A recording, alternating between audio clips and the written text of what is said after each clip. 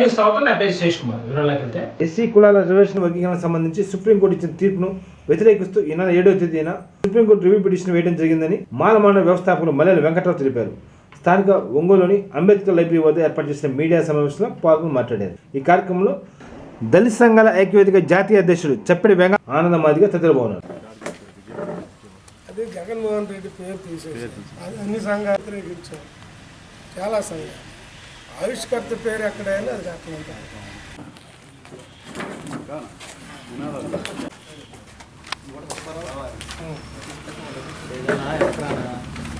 जोहार doctor B R. Ambedkar, जोहार doctor B R. Ambedkar, जोहार डॉक्टर बाबा साहब अम्बेडकर, जोहार डॉक्टर बाबा साहब अम्बेडकर.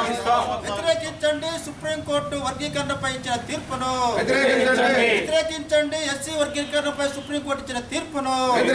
రకమైన తీర్పు ఇది రాజ్యాంగాన్ని అతిక్రమించి పార్లమెంటు అధికారాలను అతిక్రమించి ఇచ్చిన తీర్పు అని భావిస్తూ దీన్ని మీడియా ద్వారా ప్రజల దృష్టికి తీసుకెళ్లేందుకోసం ఈ సమావేశం ఏర్పాటు చేశాం. ఈ చట్టంలో ముందుగా దీని పూర్వపరాలన్నీ కూడా మీకు తీసుకొస్తా ఉన్నాను.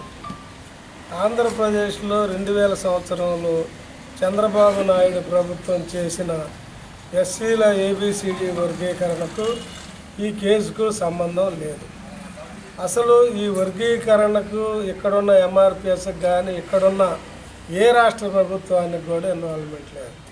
ఎందుకంటే చంద్రబాబు నాయుడు అప్పుడు ఉమ్మడి ఆంధ్రప్రదేశ్ రాష్ట్రంలో చేసిన ఎస్సీ వర్గీకరణ ఏబిసిడి చట్టాన్ని 2004 సంవత్సరం నవంబర్లోనే సుప్రీంకోర్టు రాజ్యాంగ ధర్మాసనం జస్టిస్ సంతోష్ హెగ్డే నాయకత్వంలోని ధర్మాసనం ఇది రాజ్యాంగ వ్యతిరేక చట్టం, రాష్ట్రాలకి ఎస్సీలని ఏ విధంగానూ కేటగరైజ్ చేసే అధికారం లేదు అని చెప్పి సుప్రీంకోర్టు కొట్టేసింది.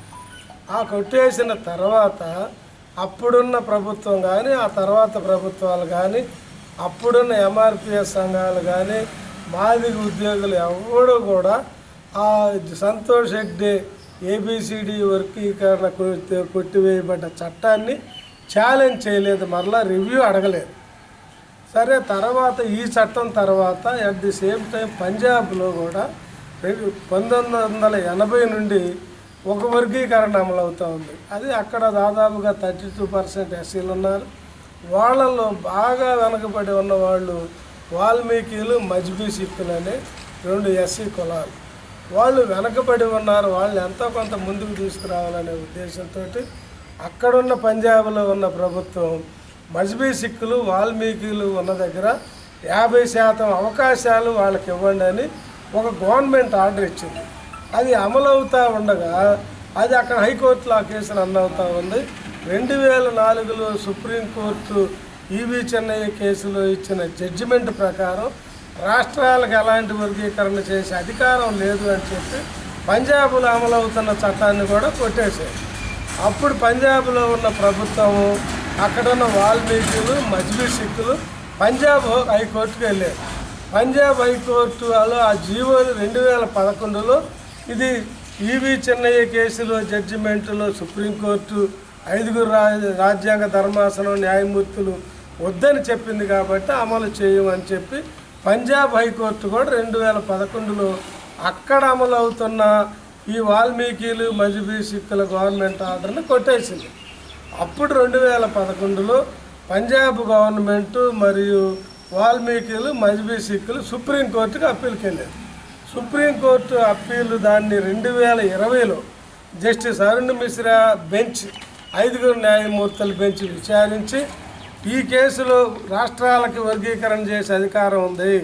ఆర్టికల్ 16(4) ప్రకారం ఎస్సీలు, ఎస్టీలు, బీసీలకు సంబంధించిన సామాజిక, ఆర్థిక, విద్యా, ఉద్యోగ అవకాశాల్లో తగిన చర్యలు తీసుకునే అధికారం ఆయా రాష్ట్ర ప్రభుత్వాలకు ఆర్టికల్ 16(4) ఇస్తుంది. కాబట్టి మేము ఈ తీర్పు రాష్ట్రాలకు అధికారం ఉందని తీర్పిస్తూ, అయితే 2004లో ఈవీ చెన్నయ్య కేసులో జస్టిస్ సంతోష్ హెగ్డే 5 జస్టిసుల ధర్మాసనం వర్గీకరణ చెల్లదు, రాష్ట్రాలకు అధికారం లేదని ఇచ్చింది. కాబట్టి దీన్ని 7 జడ్జీల బెంచ్ విచారణ చేయాలి అని ఆ జడ్జిమెంట్లు 2020లో రాశారు.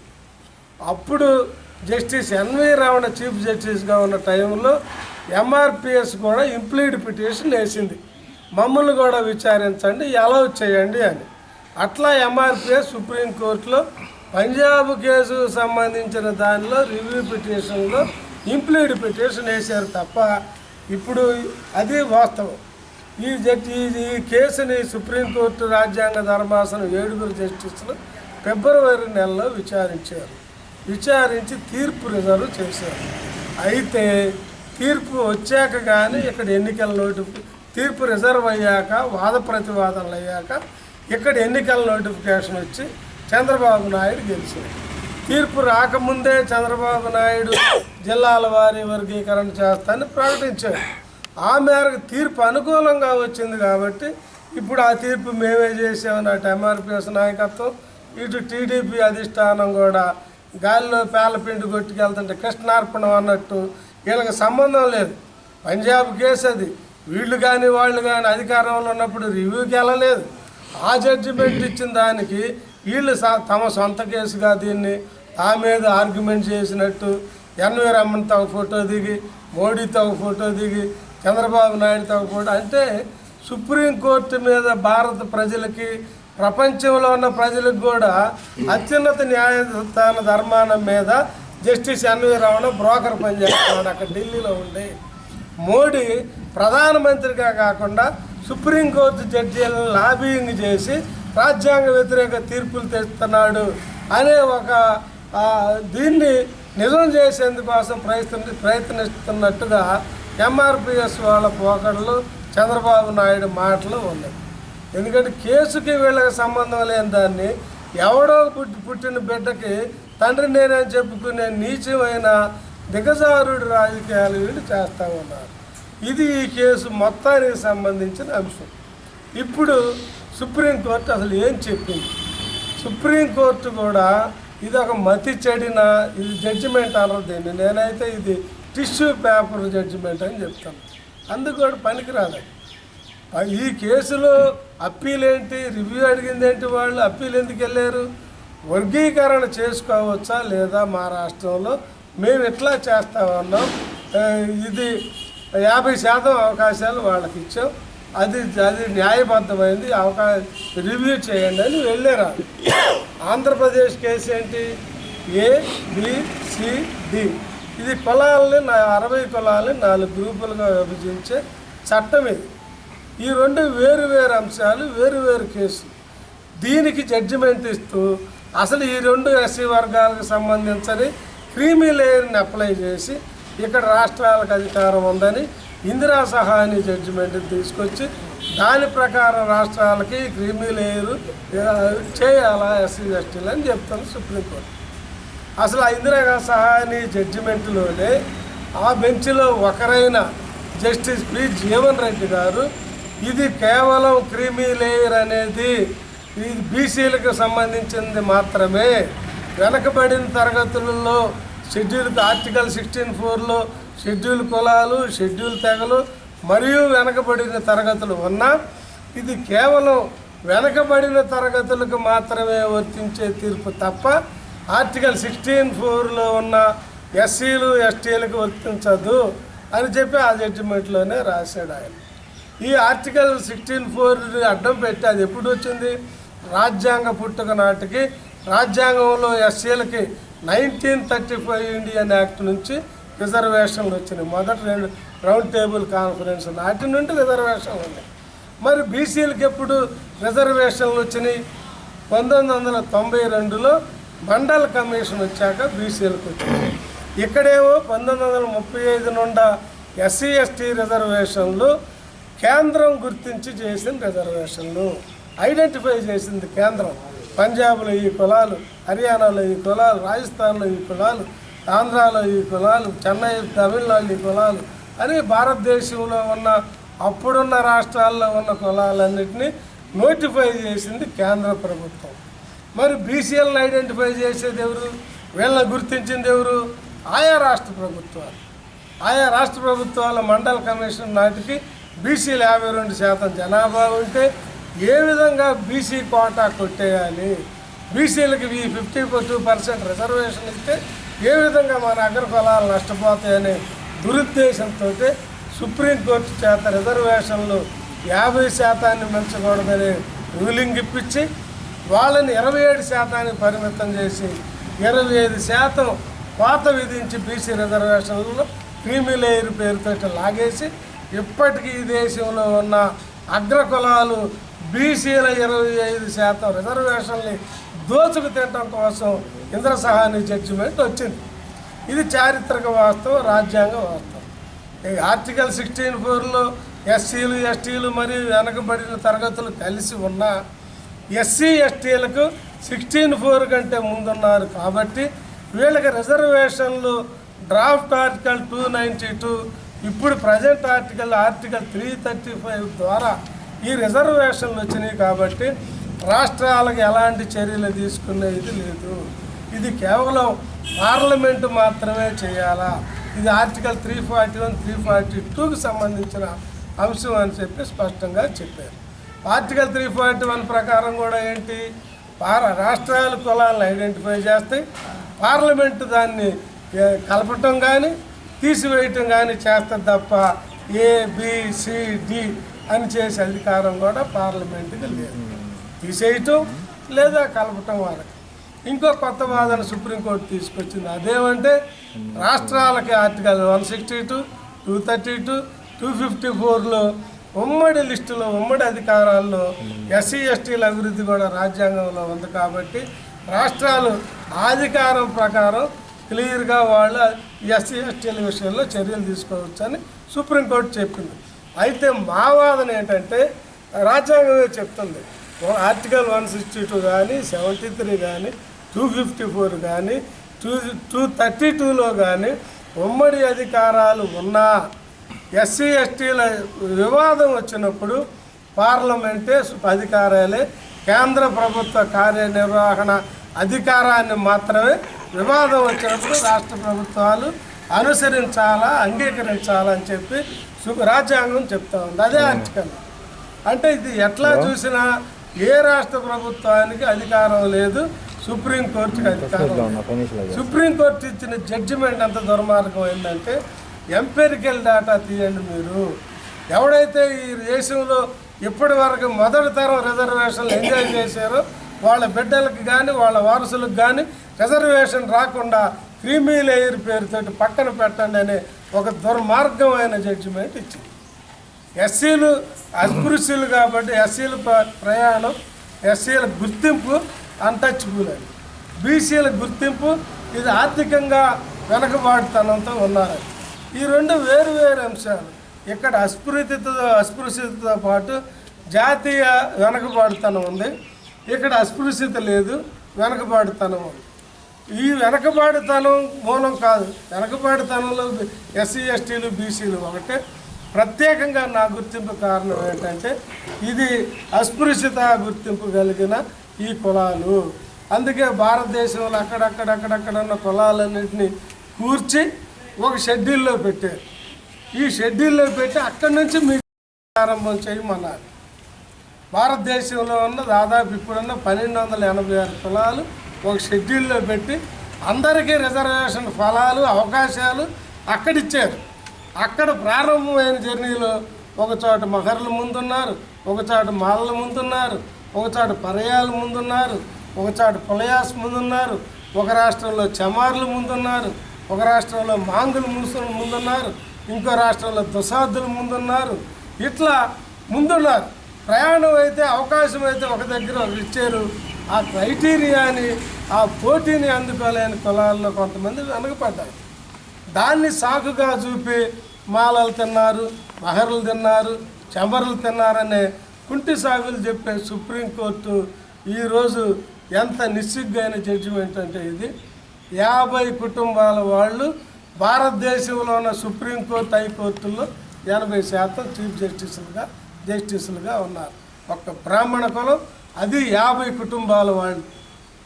అంటే అక్కడ క్రీమీ లేయర్ లేదు. ఎక్కడన్నా కనీసం మనకి 35% మార్కులు రావాలి పాస్ కావడానికి.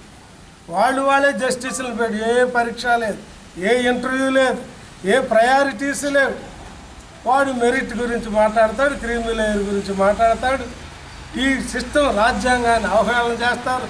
అందుకే ఈ దుర్మార్గులు ఉన్నారని, ఈ నీచ మనస్తత్వం ఉన్న రాజకీయ నాయకులు ఉన్నారని ఎస్సీ ఎస్టీల అంశంలో స్థానిక రాజకీయ పార్టీలకి అంబేద్కర్ రాజ్యాంగ పరిషత్తులు వదలలేదు. అది చర్చకు వచ్చినప్పుడు 16/4 చర్చకు వచ్చినప్పుడు 340, 341, 342 డిబేట్కి వచ్చినప్పుడు క్లియర్గా చెప్పాడు. ఎస్సీ ఎస్టీల అంశంలో ఏ రాష్ట్ర ప్రభుత్వాలకి రాజకీయ పార్టీలకి అధికారం లేదు. పార్లమెంట్ అయినా, రాష్ట్రపతి అయినా, సుప్రీంకోర్టుకైనా సుప్రీం రాజ్యాంగమే. ఈ రాజ్యాంగం ఫైనల్గా చెప్పిందే, అది ఆచరించి దాన్ని అనుసరించి జడ్జిమెంట్లు ఇవ్వాల్సిందే. మీ ఎవరికి అధికారం లేదు. ఈ రాజకీయ పార్టీలకి వీళ్ళు దురుద్దేశంతో, కులాహంకారంతో, అగ్రకుల అహంకారంతో, మతోన్మాదంతో నా ప్రజలకు ఇచ్చిన రాజ్యాంగ హక్కులు, రక్షణలు, భద్రతలు నిర్వీర్యం చేస్తారు. కాబట్టి వీటిని మేము రాజ్యాంగంగానే కట్టడి చేస్తూ ఉన్నాను. ఎస్సీ ఎస్టీలు వేరు, బీసీలు ఈడబ్ల్యూఎస్ వాళ్ళు వేరు అని క్లియర్గా రాజ్యాంగ పరిషత్తులో చెప్పారు. ఆర్టికల్ 1935 తర్వాత 47 రాజ్యాంగ నిర్మాణం అప్పుడు మైనారిటీస్ కమిషన్, మరి ఈరోజు బీజేపీ ఆరాధ్య దేవుడు సర్దార్ వల్లభాయ్ పటేల్ ఆ డ్రాఫ్ట్ కమిటీలో మైనారిటీస్ సబ్ కమిటీకి చైర్మన్గా ఉన్నాడు. ఆయన అప్పటికి ఉన్న మైనారిటీ రిజర్వేషన్లు ఎస్సీ ఎస్టీలు, ముస్లింలు, క్రిస్టియన్లు, ఆంగ్లో ఇండియన్లు, పార్సీలు, సిక్కులు, ఇండియన్ క్రిస్టియన్స్ ఉన్నారు. అయితే వాళ్ళందరినీ తీసివేసి పటేల్ ఆ రోజు రాజ్యాంగ ఫైనల్ డ్రాఫ్ట్లో ఇప్పుడున్న రాజ్యాంగంలో మైనారిటీ రిజర్వేషన్లు అనే పదం తొలగించి దాన్ని ఎస్సీ ఎస్టీ రిజర్వేషన్లుగా పొందుపరిచి అది క్లెయిమ్గా పెట్టారు. ఆర్టికల్ 335లో క్లెయిమ్ అంటే యజమానులు మేము. ఆర్టికల్ చెబుతుంది.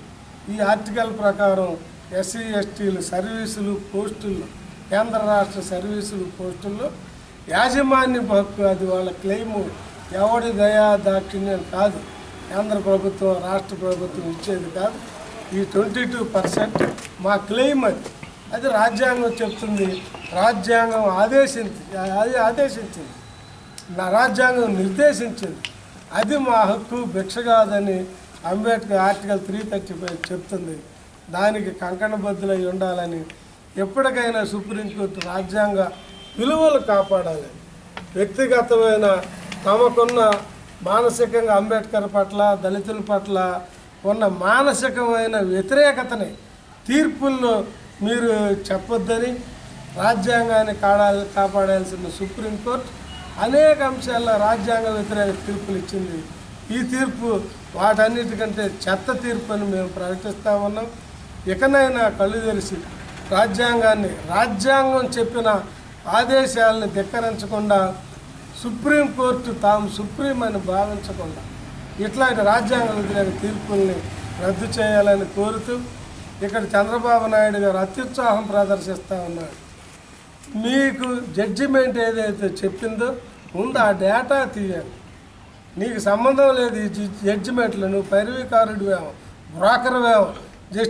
రిటైర్డ్ జస్టిస్ ఎన్వి రామన్ అక్కడ పెట్టి బ్రోకరేజ్ పనులు చేస్తున్నామో మాకు తెలియదు. కానీ అట్లాంటిది ఏమైనా చేస్తే మానుకో దయచేసి. ఎప్పటికైనా మీరు ఈ అంశాన్ని ముట్టుకుంటే చరిత్రహీనులు అవుతారని హెచ్చరిస్తా ఉన్నా. రెండో అంశం, ముఖ్యంగా మాదిగలకు మేము చెప్పేది ఏంటంటే, నా అప్పీల్ ఏంటంటే, Mala creamy layer, Madiga creamy layer, Relli creamy layer, Paki creamy layer అని 4 గ్రూపుల ABCDల క్రీమీ లేయర్ ఇక్కడ ఉండదు.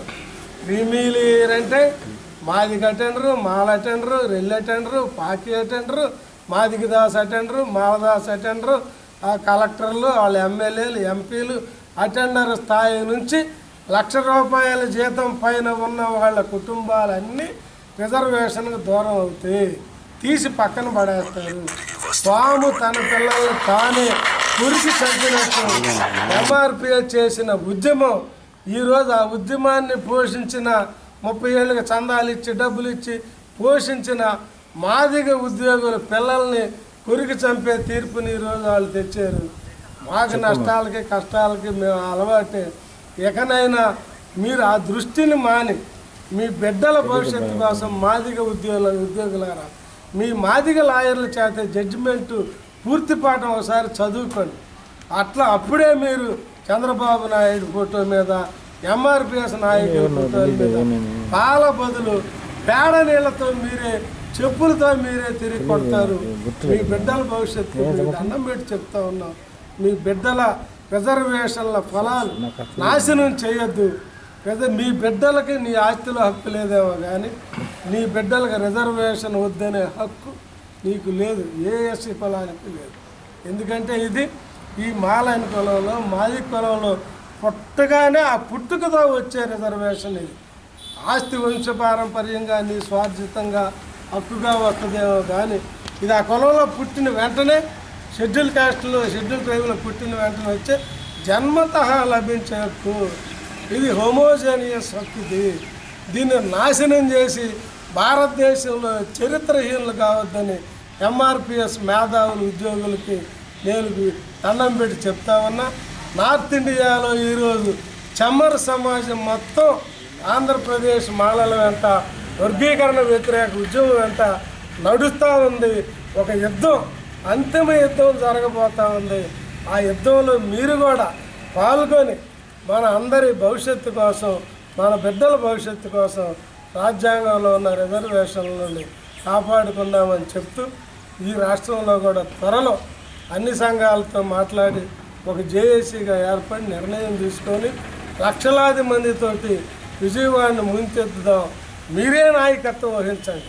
మాది ఉద్యోగులారా, విద్యార్థులారా, మేధావులారా, మీ నాయకత్వంలో రిజర్వేషన్లని కాపాడుకొని భవిష్యత్ తరాలకు అందించే దానిలో అవసరమైతే మేమన్నీ రద్దు చేసుకొని మాదిగల నాయకత్వంలోనే పనిచేస్తాం.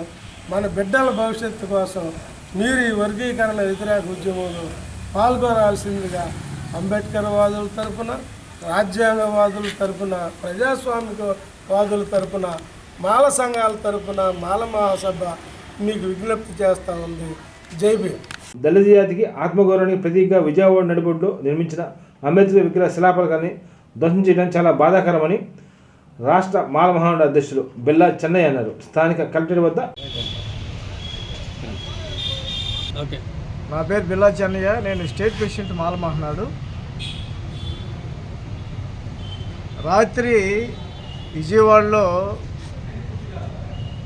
మా దేవుడు, రాజ్యాంగ నిర్మాత, ప్రపంచంలోనే మేధావి అని చెప్పని ప్రపంచ దేశాలు కొనియాడే వారు డాక్టర్ బాబాసాహెబ్ అంబేద్కర్ది ప్రతివనము గత గవర్నమెంట్లో దాదాపు 460 కోట్ల వరకు ఖర్చు పెట్టి ప్రధానమైన సెంటర్లో, అది గతంలో ఎన్టీఆర్ బస్టాండ్ అనో ఏదో ఉండింది, అది పూర్తిగా నాకు తెలియదు. కానీ అయితే అక్కడ అంబేద్కర్ ప్రతివనం అనేది కట్టడం అనేది కూడా మేము చాలా సంతోషంగా భావించాము. అయితే రాత్రి కొంతమంది దుండగులు వైఎస్ జగన్ గారి పేరు ఉందని చెప్పని తీసేయాలని ఆలోచనతో దుండగులు తీసేశారని చెప్పని ఈ జిల్లాలో ఎస్సీ కేడర్లో ఎస్సీ నియోజకవర్గంలో మంత్రికి చేస్తున్న గోలా వీరాంజలి గారికి ఆయన స్పందించిన దాంట్లో పార్టీకి సంబంధం లేదు, దుండగులు చేశారని చెప్పని చెప్పడం మేము విన్నాము. మంత్రి గారు మేము ఒకటి అడుగుతూ ఉన్నాము, పార్టీలకు అతీతంగా అంబేద్కర్ లేకపోతే మీరు లేరు, అంబేద్కర్ లేకపోతే రిజర్వేషన్ లేదు, అంబేద్కర్ లేకపోతే రాజ్యాంగం లేదు. అలాంటి అంబేద్కర్ గారిని మీద ఏ అక్షరాలు ఉన్నా లేకపోయినా ఆ వనం మీద స్ట్రెచ్ చేయొచ్చా? చేసిన వాళ్ళని ఏమైనా మీరు గుర్తించారా? దుండగులు అంటున్నారు, గుర్తించారా? పోనీ హోంమంత్రి గారు ఎస్సీగా, ఆమె రిజర్వేషన్ కింద మంత్రిగా చేసిందిగా, మరి ఆమె ఇంతవరకు ఈరోజు ఇప్పుడు వరకు స్పందించలేదు అంటే ఏంటి అంతరాయం ఏంటి? ఎక్కడికి వెళ్తున్నాం మనం? మేము ఒకటే చెప్తున్నాం మంత్రులకి ఇద్దరికి, ఎవరు ఏమనుకున్నా, ఎవరు ఏం మాట్లాడినా పార్టీలకి అతీతంగా అంబేద్కర్ గారి మీద ఎలాంటి అకృత్యాలు, ఇలాంటి దాడులు, తీసేయటాలు ఉన్న ఇలాంటి చేసిన వాళ్ళ మీద యాక్షన్ తీసుకోకపోతే మేము దళిత ఎమ్మెల్యేలు, దళిత ఎంపీలు, మంత్రుల్ని మేము ఎక్కడున్నా సరే జిల్లా వ్యాప్తంగా, రాష్ట్ర వ్యాప్తంగా నిలయటానికి మేము పూనుకుంటామని చెప్పని కూడా చెప్పదలుచుకున్నాం. ఇప్పటి వరకు హోంమంత్రి గారు స్పందించలా. ఏంటి అంతరం ఏంటి అంటే, దళితులు దేవుడు, దళితులకు సంబంధించిన దేవుడి మీద ఇట్లా జరిగితే దళితుల మీద ఇక ఏమేమి చేసినా కూడా మీరు పట్టించుకోరా? ఈ రాష్ట్రంలో, ఈ దేశంలో దళితుల మీద దాడులు ఎక్కువ అవుతున్నా కూడా కొన్ని విషయాలు మీకు ముందుకు తీసుకొచ్చి కొన్ని వాటిలో వెళ్తున్నారు తప్ప, దళితులు భూములు చేసుకుంటున్నా, దళితులు అట్రాసిటీ కేసుల్లో తొందరగా అరెస్ట్ చేయకుండా ఏం చేస్తుంది హోంమంత్రి గారికి కూడా మేము ఒక హెచ్చరిస్తూ ఉన్నాం. మేడం గారు, మీరు ఇప్పటికైనా స్పందించి ఇలాంటి జిల్లా వారీగా దళితులతోటి మీటింగ్ పెట్టి ఎక్కడెక్కడ ఏ సమస్యలు ఉన్నాయో మాట్లాడి చర్య తీసుకోవాల్సిందిగా మేము విన్నవించుకుంటాం. అదేవిధంగా డోలా వీరాంజలి గారికి మేము మొన్న అంబేద్కర్ ఆడిటోరియం దాని మీద రిప్రజెంటేషన్ ఇచ్చి దాదాపు 4 రోజులు అవుతుంది. గత గవర్నమెంటు చేయలేదని ఈ గవర్నమెంట్ చేయమని అంబేద్కర్ ఆడిటోరియంది స్టడీ సర్కిల్ మీకు లెటర్ పూర్వకంగా మేము ఇచ్చాము. దాన్ని పక్కన పెట్టారంటే మాకు అర్థమవుతుంది ఏంటంటే అంబేద్కర్ గారి మీద సరైన అభిప్రాయం, సరైన ఇంట్రెస్ట్ లేదని కూడా మేము ఆలోచించుకున్నాం. దీని మీద కూడా జిల్లా మంత్రి గారు స్పందించాలి. అంబేద్కర్ ఆడిటోరియం స్టడీ సర్కిల్ ఖచ్చితంగా శాంక్షన్ చేసి, మీరు ఎవరి చేత శంకుస్థాపన పెట్టుకుంటారో పెట్టుకోండి, శంకుస్థాపన చేయించని చెప్పని కూడా ఈ విధంగా మేము వాళ్ళని డిమాండ్ చేస్తూ ఉన్నాం. డాక్టర్ బిఆర్ అంబేద్కర్ విగ్రహాన్ని విజయవాడలో కొందరు గుర్తు తెలియని దుండగులు ధ్వంసం చేయడాన్ని ఖండిస్తున్నామని దళిత సంఘాల ఐక్యవేదిక జాతీయ అధ్యక్షుడు చప్పిడి వెంగళరావు అన్నారు. స్థానిక అంబేద్కర్ భవనంలో మీడియాతో మాట్లాడారు. ఈ కార్యక్రమంలో భోజన గిరిజన ఐక్యవేదిక నాయకులు గంటా సుబ్బారావు తదితరులు ఉన్నారు.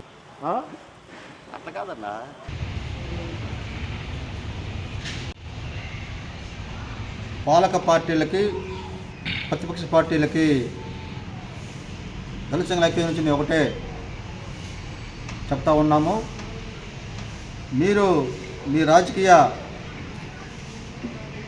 ప్రాబల్యం కోసం మీరు ఏమైనా చేసుకోండి, అయితే ప్రపంచ ప్రథమ మేధావి, భారత ప్రజల ఆశాజ్యోతి, ప్రపంచ దేశాల దిక్సూచి అయినటువంటి భారతరత్న డాక్టర్ బాబాసాహెబ్ అంబేద్కర్ గారికి జోలికి వస్తే మాత్రం ఎవరిని మేము ఆపేక్షించేది లేదని చెప్పేసి తెలియజేస్తూ ఉన్నాము. విజయవాడలో ఉన్నటువంటి అంబేద్కర్ విగ్రహ శిలాఫలకాన్ని ధ్వంసం చేయటం అది సాంప్రదాయం కాదు, అది మంచి పద్ధతి కాదు. మేము అధికార పార్టీకి ముఖ్యమంత్రి ఒకటే విజ్ఞప్తి చేస్తూ ఉన్నాము, అది మీకు కూడా సమంజసం కాదు. ఎవడైనా ఆ పని చేస్తే తక్షణమే వాళ్ళని అరెస్ట్ చేయాలని చెప్పేసి మేము డిమాండ్ చేస్తూ ఉన్నాము. లేకపోతే మేము దళిత సంఘాల నుంచి ఎటువంటి ఆందోళన సిద్ధమని చెప్పి మేము తెలియజేస్తూ ఉన్నాము.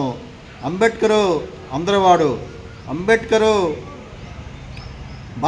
భారతదేశానికి ప్రపంచంలోనే ఒక గుర్తింపు తెచ్చిన వ్యక్తి.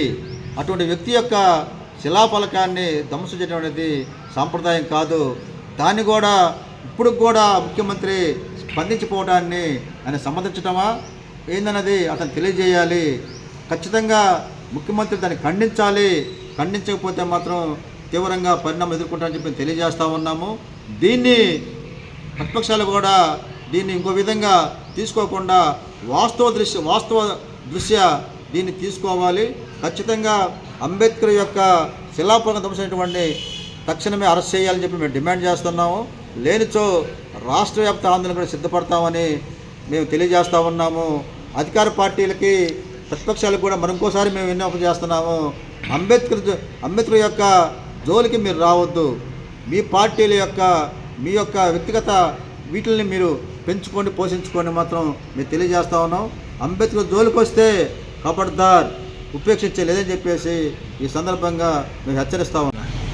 భారత రాజ్యాంగ నిర్మాత, ప్రపంచ మేధావి, దళిత గిరిజన నిమ్మ జాతుల కోసం అహర్నిశలు కృషి చేసినటువంటి డాక్టర్ బిఆర్ అంబేద్కర్ విగ్రహం ఇటీవల విజయవాడ నగర బొడ్డులో ఉన్నటువంటి విగ్రహాన్ని ధ్వంసం చేయడం అనేది పాశవిక చర్యగా బహుజన గిరిజన ఐక్యవేదిక ద్వారా మేము ఖండిస్తూ ఉన్నాం.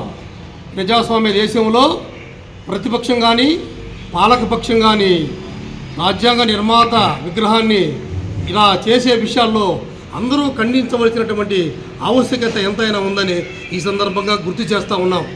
అంబేద్కర్ గారు మీవారు కాదు, మావారు కాదు, అందరివాడు. సమకూలినటువంటి సమాజంలో ఎన్నో రుగ్మతులు ఇచ్చినటువంటి మహోన్నతమైన వ్యక్తి, ప్రపంచ దేశాలు పొగిడినటువంటి వ్యక్తి, అగ్రరాజ్యం ఉన్నటువంటి అమెరికా ఆయన బర్త్డేని మరి ఒక విద్యాదినంగా ప్రకటించినటువంటి పరిస్థితి.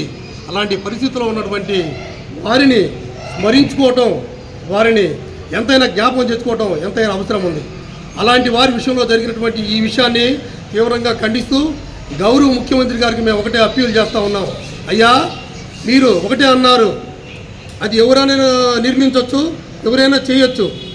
కానీ మీరు పాలక పక్షంగా ఉన్నటువంటి ఒక ముఖ్యమంత్రి హోదాలో ఉన్నప్పుడు దళిత గిరిజనులు, ఎస్సీ, ఎస్టీ, బీసీ, ముస్లిం అయినటువంటి హక్కుల్ని కాపాడాల్సినటువంటి బాధ్యత తమరి మీద ఉందని మేము తమరికి జ్ఞప్తి చేస్తూ డిప్యూటీ సీఎం పవన్ కళ్యాణ్ గారు కూడా ఒకటే చెప్తా ఉన్నాం. మీరు అన్నారు వివాదాలు ఇవన్నీ ఎలక్షన్కి ముందే, తర్వాత ప్రజలు మనల్ని ఎన్నుకున్నారు, ప్రజలకి ప్రజారంజకంగా ఉండేటటువంటి పరిపాలన అందించాలని మీరు చెప్పారు.